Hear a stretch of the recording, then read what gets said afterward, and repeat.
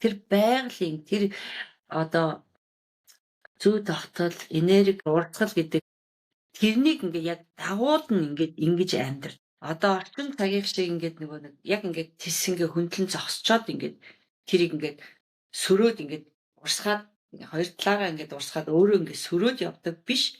Яг ингээ урсаад авч ирж байгаа юм яг ингээ урсгалаар нь ингээд дагаад л ингээд гэтэл ингээд тэгээ явцдаг учраас л тэр одоо юу гэдгийг тэлэлттэй байдаг байсан.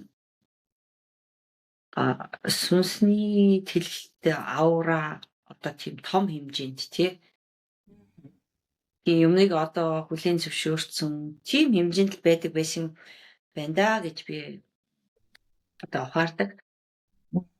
Тийм ч учраас дэлхийг дагуулж тийм ээ удирдах дэлхий дээр шин зүйлүүдийг Монгол одоо тий хүмүүс л гаргаж ирж исэн байлээ шүү дээ тий ер нь